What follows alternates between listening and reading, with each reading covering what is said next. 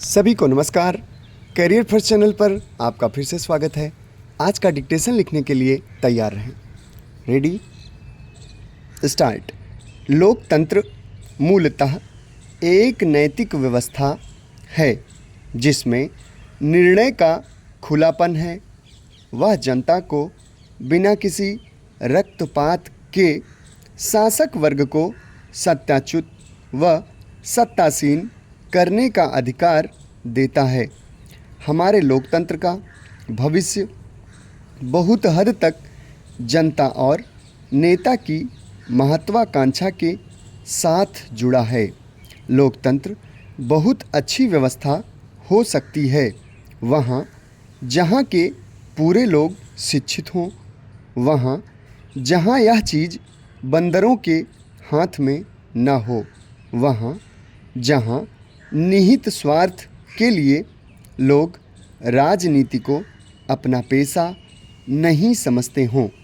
लोकतांत्रिक व्यवस्था ठीक माचिस की तरह है जिससे हम रोशनी करते हैं, लेकिन यदि उससे हम गरीबों की झोपड़ी जलाने लगें तो वह चीज़ बुरी भी हो सकती है।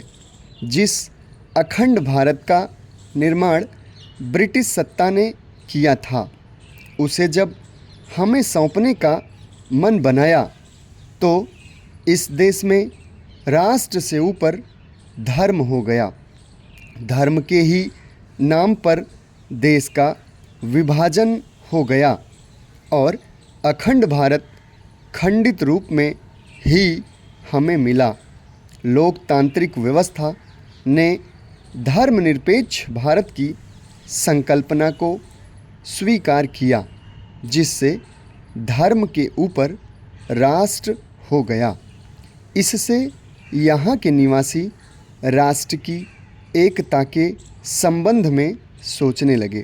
सन 1962 में हुए चीनी आक्रमण तथा 1965 एवं 1971 में हुए भारत पाकिस्तान युद्ध में भारतीय जनता ने राष्ट्रीय एकता का सशक्त परिचय दिया।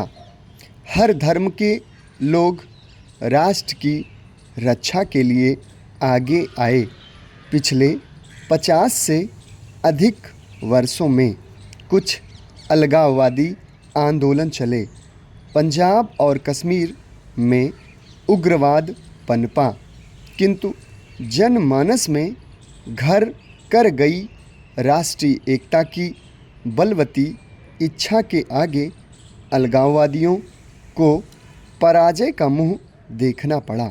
सोवियत संघ के विघटन और पाकिस्तान से अलग होकर बने बांग्लादेश से ही यह निष्कर्ष निकाला जा सकता है कि लोकतांत्रिक व्यवस्था में प्राप्त मौलिक अधिकार और हर क्षेत्र की जनता के प्रतिनिधित्व के कारण ही अलगाववाद को अधिक समय तक जन समर्थन नहीं मिल पाता।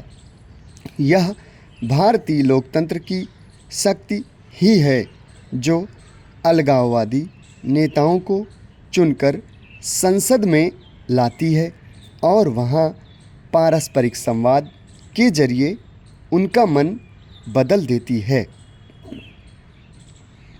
लोकतांत्रिक व्यवस्था से ही हमने स्वतंत्रता के महत्व को सीखा है।